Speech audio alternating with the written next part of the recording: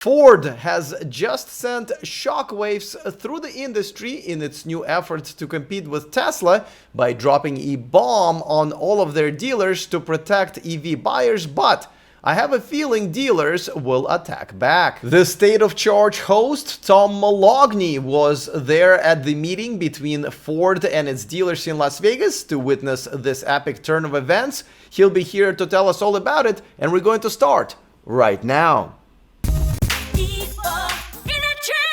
Welcome to E4 Electric, where I reveal the truth behind the electric car headlines. Don't forget to click on that subscribe button and the bell notification icon so you don't miss anything moving forward. Ford has met with their dealers in Las Vegas this month to get one step closer to competing with Tesla, and this could be the beginning of an end of dealerships as we know them, because what Ford told their dealers was not what any of us, and probably they, expected. Let me walk you through what was said, and then we will have Tom join and tell us more, since he was one of a handful of media invited to the event. So, if you didn't know, Ford has recently split their brand into three, with one of them fully dedicated to electric vehicles called Model E. The name Ford has trademarked a while back, and the reason Tesla couldn't complete their sexy lineup and had to settle for a Model 3 rather than the Model E,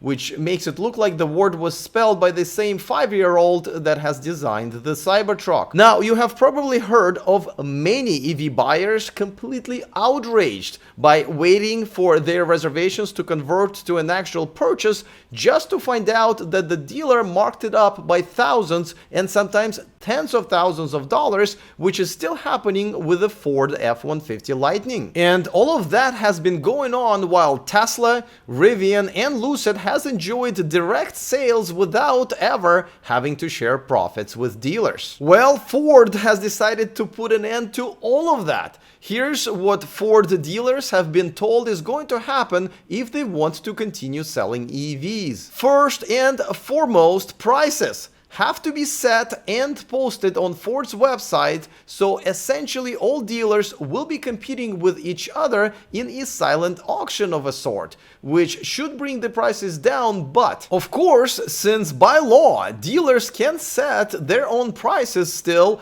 all dealers in the same area or even a state technically can bond together and set the same price with a huge markup. And there is some truth to the fact that some people, myself included, do like to bargain and feel like they got a better deal than someone else. Also, all Ford dealers that want to sell EVs will have to install a good number of level 2 chargers and up to 2 DC fast chargers, provide free pickup and drop-off for service visits, and have an option to buy an EV online without ever having to visit a dealership, and a few other ways to improve the overall buying and ownership experience. Ford said that it can cost up to $1.2 million per dealership to get all of this done, with about 90% of that going into the charging station installation. Now, I'm not a mathematician, even though I got these fancy glasses, but I am Russian, so math is kind of our thing, and I assure you,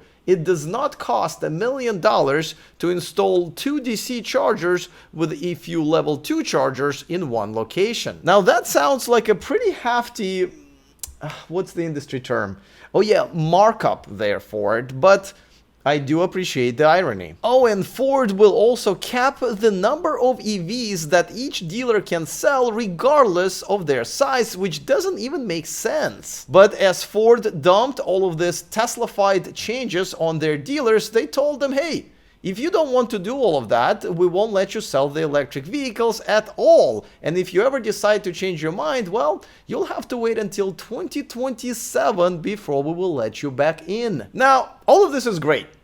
excellent, actually, for us, the consumers, but I don't see dealers liking this very much, and I don't see them taking this lane down. So let's talk about it, but before that, a quick reminder that this video is brought to you by Electrify America, the largest public fast charging network in the US that provides the freedom for all EV drivers to go where they need to go, including coast to coast. Electrify America has ultra-fast chargers at speeds of up to 350 kilowatts for capable vehicles. Download their app to find hundreds of locations and sign up for their Pass Plus membership for discounted charging sessions. Get started using the link in the description of this video. So, can this backfire? Now, as you remember, very recently, GM has done almost exactly what Ford has outlined with their Cadillac dealers, and almost 1/3 of them quit. But listen, I'm not a huge fan of dealers, much like you probably are not, but we do need them, especially when it comes to service. As a matter of fact, that's what I love about driving my EV, made by a legacy brand that has plenty of those, and I never had issues with scheduling an appointment or getting parts or finding a service center that's close to me, which I couldn't say about my many years of Tesla ownership. But what Ford dealers are being told right now is this: you will sell the cars that will require very little maintenance, which will make you forfeit most of your profits. You'll have to lower your sale profit margins to compete. You'll have to provide better service that will cost you even more. And if you want to have a privilege to do all of that, you will have to invest $1 million or so, and will still limit you on the number of cars we'll let you sell to make it all back. Now, as great as these benefits are for us, the consumers, I'm simply saying this may just backfire in so many ways that the benefits may not be worth the backlash from the dealers, which I think is coming. For more, we turn to the host of the State of Charge YouTube channel and someone who was there in person for this huge turn of events, Tom Moloughney. All right, Tom, so just so my audience knows, we usually go over a few topics in the morning and decide which topic we're gonna go with as far as the topic for the video, but this morning you were like, no, we're not discussing this. This is not only the top story this week, but possibly for the entire year. Make your case. Yeah, I don't know how you would even consider talking about any other topic this week.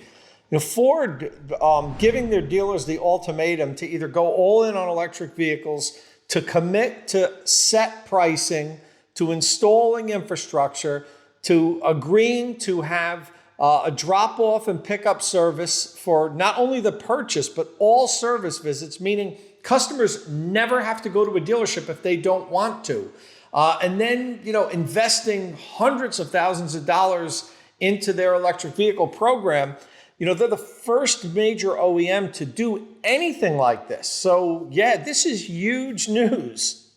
All right, now you were one of the very few journalists who were actually in Las Vegas where Ford met with their dealers because, Las Vegas is where all reasonable decisions are made. But I can't imagine that these dealers, now that they won't be able to charge $20,000 over the MSRP, so they'll make less money, and then they have to spend more money to stay, in the network if they want to sell electric cars. They can't possibly be taking this laying down. Don't you think they'll put up a fight? It's possible. I think some dealers might not be happy with this. I did have the opportunity to talk to some dealers while I was there. Ford invited their entire dealer network. They have 2,991 dealers in the U.S. So there were many thousands of people there, and I had the opportunity to talk to a few. And, I think some of them, the reasonable ones, looked at this and said, look, the landscape of selling cars in America is changing. And we need to modernize. We need to evolve, or we might be the dinosaur. So I think some of them are looking at it and saying, look, people like the certainty of set pricing, and that's the way the market maybe is going. And if that's what Ford thinks we should be doing, we're going to sign on to this. And yeah, there'll be some dealers that aren't happy with this, I'm sure. But I think the smart ones are going to say, look, this might be the way to solidify our existence moving forward because, people have been upset with dealers, the not fair negotiating, huge markups on vehicles that are in short supply. And I think the dealers hear this and they're saying, maybe it's time that we make some concessions for the stability of our industry long term.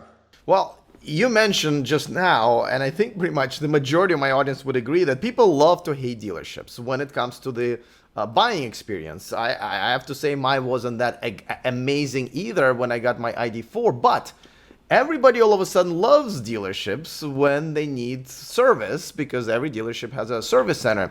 Do you think that dealerships in general have been kind of taken for granted as far as their actual positive contribution to your car ownership?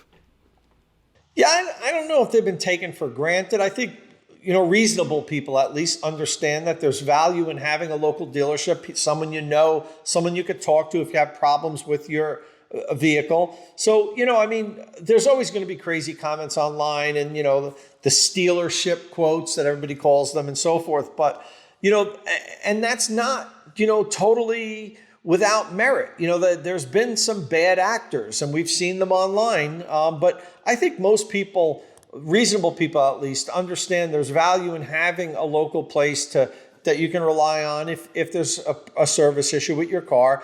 But now you don't have to go there if you don't want to. Part of this deal is even for service, the dealership has to agree to pick up and drop off your vehicle if that's what you choose. All right. Now, listen, if this is really going to work for Ford, do you think this will force other manufacturers to consider something very similar? I do, Alex. I think this is the tip of the iceberg, and I think it's part of why I think it's such big news. All the other OEMs are going to be watching this closely, and if Ford is able to pull this off properly, and the devil's always in the details. Let's see how well they execute it. It looks great on paper. But if they do pull this off, if they do execute it properly and it improves the buying and service experience and people are more happy and give Ford dealerships higher ratings because it's a seamless, transaction, either buying the vehicle or having it serviced, I think the other manufacturers are going to have to go in this direction. So, there's a lot riding on whether Ford executes this properly. Now, listen, dealerships are not going away because it's the law, essentially. But they also need to eat, right? With very, very little to be made on maintenance, which is their bread and butter right now, and now this, how are these dealerships supposed to survive? And do you think, how many of them do you think will opt out of this deal and just decide not to sell EVs at all? So I'll tackle the last question first. I think the dealerships that live in really rural areas that really aren't seeing a big, say, EV uptick just yet are going to be the ones that say, you know what, I'm going to wait for the second wave. The first wave of this new program begins January 1st, 2024, and it ends December 31st, 2026. So if a dealer opts out now, the next time they'll be allowed to sell an electric car from Ford will be January 1st of 2027. So, at that point, 3.5 years from now or whatever, we're going to have a much more robust, or 4.5 years, I guess, right? We're going to have a much more robust electric vehicle market. So the rural areas will catch up to where we are now. So I think most dealerships that aren't in extreme rural areas are going to sign on, either to be the Model E certified or certified elite, the two different levels that you can get. So, I think there's going to be a relatively high uptake on this, Alex, quite honestly. I think, north of 70% of the dealerships, I think, are going to agree. All right. Now, speaking of new things, it looks like both of us have a bit of a new setup. Now, I myself just went to the Guitar Center. I got myself a $50 blue light and called it a day. But you went a little further. Tell us what we're looking at. This is an awesome setup you got. Yeah, so I'm in my garage, and for those that follow my channel, State of Charge, I do electric vehicle charging station reviews and just charging, DC fast charging analysis. And I do most of that here in the garage. And I just recently, over the last 2 months, completely renovated the garage. So I'm not there yet. I still have electricians to come out. I'm upgrading my service. On the wall behind me is where I'm going to have the most of the main reviews get done. But now I have this workbench in the corner with a monitor over there, so I'll be able to pull stuff up on the screen, point to it when I'm doing my DC fast charge analysis. And the whole walls, as you can see, are slot walls. So I can hang the charging stations anywhere I want. I'm going to have a whole wall dedicated to the 50 plus EV charging stations that I have. And so you could look toward, if you're a follower of mine, you're going to see a lot of charging station reviews coming up now, because I haven't been able to do any reviews in the last 2 months because the garage was all ripped apart. And I have over a dozen of them in boxes now waiting for me to review. So if you're interested in what charging equipment to buy, you want to check out my channel in the coming months. Don't forget to add a blue light, my friend. Yeah, I need to hire you to do some of the fine tuning of the decorations. I'm not a great designer. Now, I know what you're saying, Alex. How can we subscribe to a channel that doesn't use a blue background light? But trust me, you might want to make an exception for Tom and subscribe to his channel. I put a link to it in the description of this video. All right, looking forward to all of your comments. Other than that, see you guys next time, and remember to stay charged.